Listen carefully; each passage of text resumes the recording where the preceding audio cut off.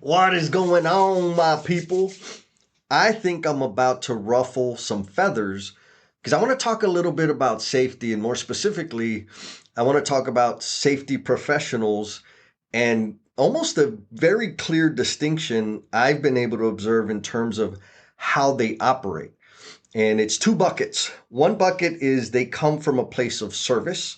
They come with the best intentions of making things better for the people that are doing the work. The other bucket is they are 100 strictly solely concerned with compliance, making sure boxes are checked, and really don't have, or rather don't demonstrate any interest at all for the human beings that they're reportedly supporting and keeping safe. So this went back to just that little blip on the screen of time where I spent as a safety professional. So I had to take some training, right? Because I got this new fancy position, had a lot of responsibility. Here's a key point. I was recruited for that position to help transform the culture. And the person who recruited me knew that I have an immense focus on human beings and how do we make things better for the people that have to deal with the stuff or the people that are doing the stuff. And so his concept or his idea, his focus was perfectly aligned with the way I prefer to operate. Now, we both knew, because I'm a wacko and I don't have, or didn't at that time, have any formal safety training. Sure, I had my OSHA 30 and those kinds of things, but like everybody has those, right? I was granted national responsibility, so I needed some additional training for that. So I go to this training, and I can't remember, it was 3, 4, maybe 5 days worth of training. And what stood out to me, this is the first time I saw the difference, and maybe one of the largest contributors to the problem. The problem I'm talking about is the way some safety professionals, EH&S professionals, do their job. And I just want to be ultra clear. I do not support it. I believe 100% that people in those positions are perfectly staged, like put in an ideal spot to be an advocate for the people doing the work and make the work better for the people doing it. Anyhow, I'm in this class. It's me, a friend of mine, and I made a connection there with some other gentlemen. There was about 20 of us in there. And it was really interesting as we were going through all the material, me, my buddy, and my new buddy, the one I met there, we were asking questions and presenting ideas that made us look like the odd ducks. We were like, everybody else in the room was like, what the hell are y'all talking about? Almost like, would y'all shut up and let us get to the meat and potatoes of the whole thing? Except for the three of us. We were like, yeah, like, I agree. What do you think about this? Have you tried this? And now, again, most of what the three of us were talking about maybe falls into the realm of leadership or even servant leadership. And how do we approach a situation that's not clearly defined in a policy? And we also maybe know that the policy or the rules are not necessarily applicable in the particular situation. And so we were having this type of conversation of how do we utilize we'll say the standards, the OSHA standards, to better serve the people, which the instructor was phenomenal because he helped us kind of navigate through that. Of course, there was no direct answer, but he gave us a framework to use in terms of thinking of how to overcome that thing. Anyways, back to the rest of the team.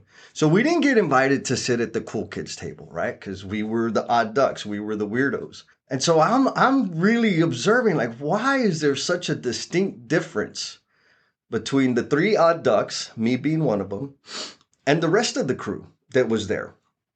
And they were all from different companies, from different cities in that part of the country. And like, they weren't all from one company. It's like, okay, so they're not all from the same employer, but they share a lot of the same characteristics.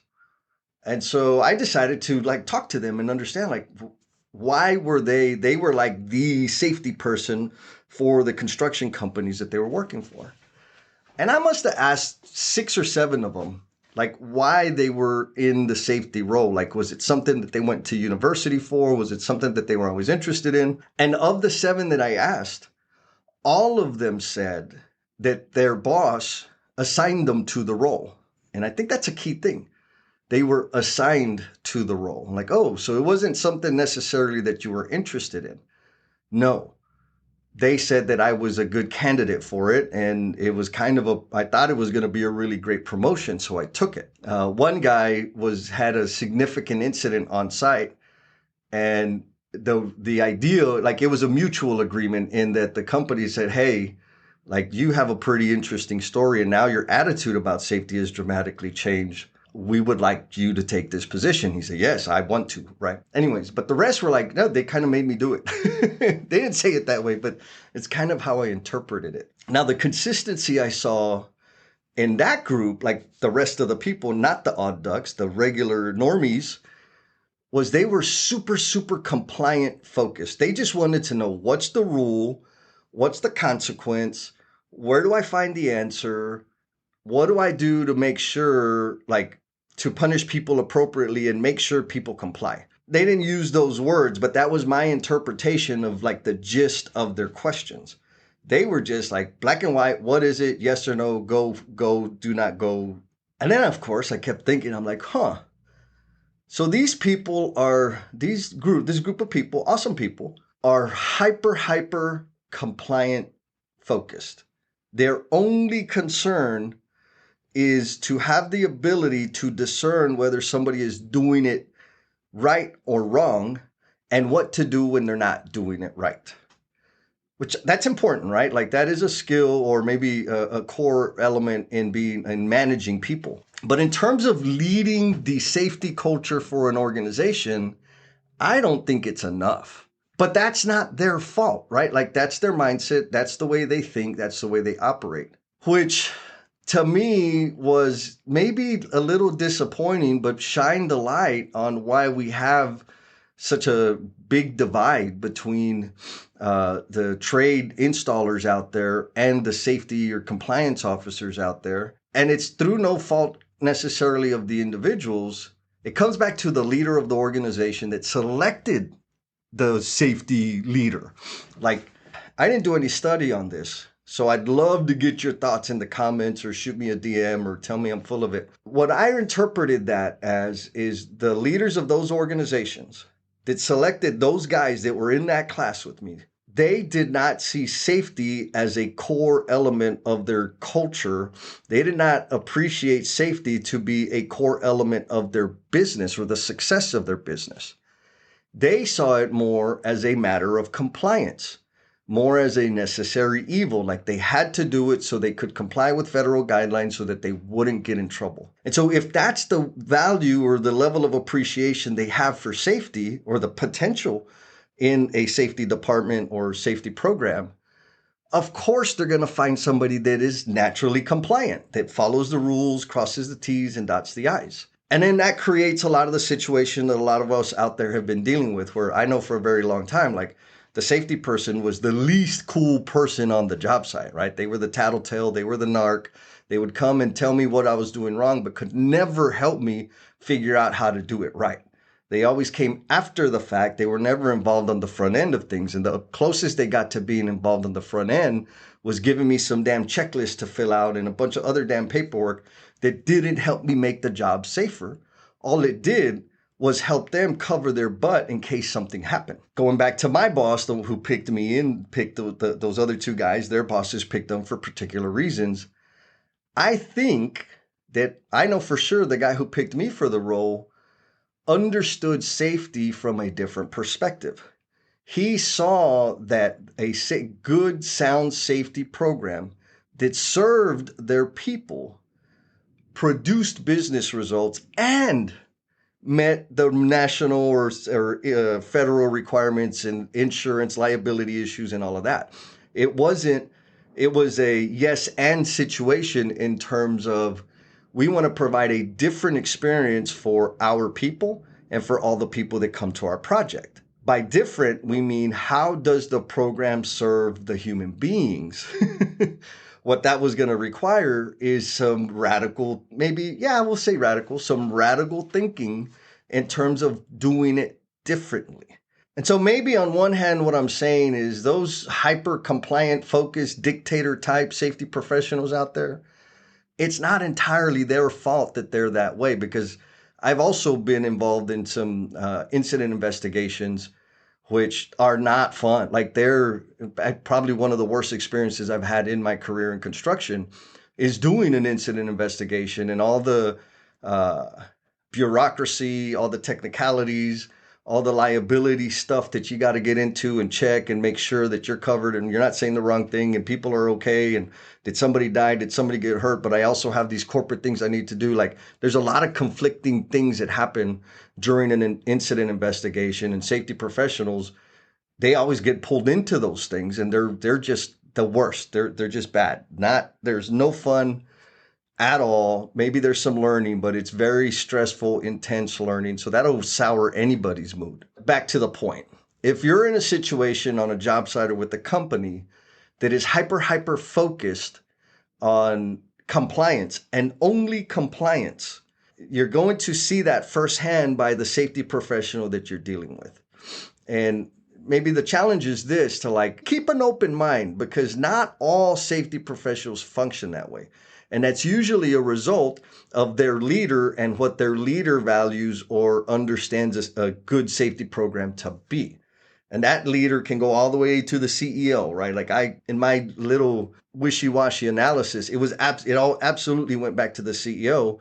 CEO decided to put these people in these roles because the only value they saw in it was compliance. And so when you have those safety professionals, those EH&S pros that do listen and do try, like, invest time and effort into making the work better or understanding the situation and help design mitigate as much risk as possible and design the safest ways to execute the work, show them some appreciation. And I also have an ask. I know this was a little convoluted, but I don't know if what I'm saying, like, it was just a little sliver of maybe 18 different people.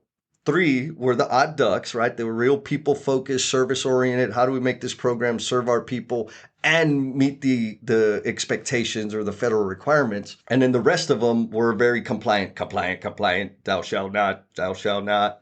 So maybe you can help me. Like, let me know how many of the safety professionals that you have worked with are people focused.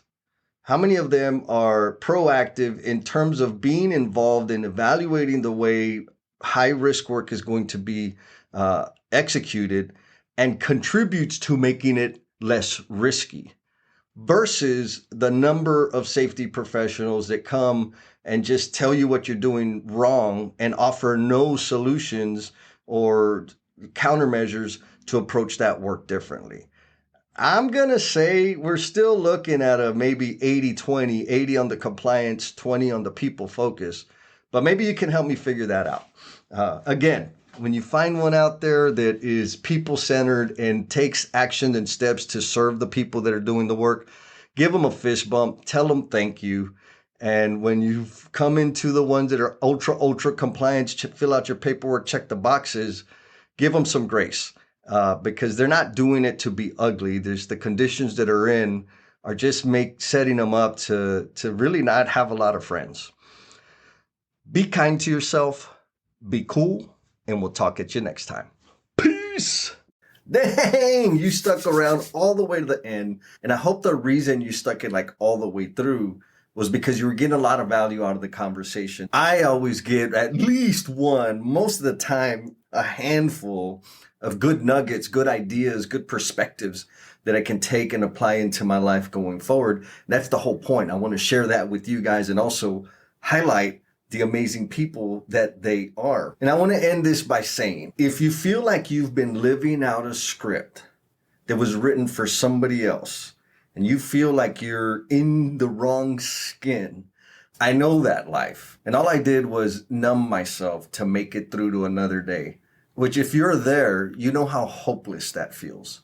I want to recommend that you check out Becoming the Promise You Are Intended to Be. The stories in this book will help you know that you're not alone. They're my personal stories, like the real stuff that I went through, and I'm sharing them because it helps keep me sober. It helps me contribute my gifts and my talents in service to others. It helps me turn my failures, my shame, my embarrassment into something useful and positive. So check it out.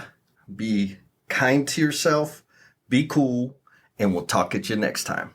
Peace.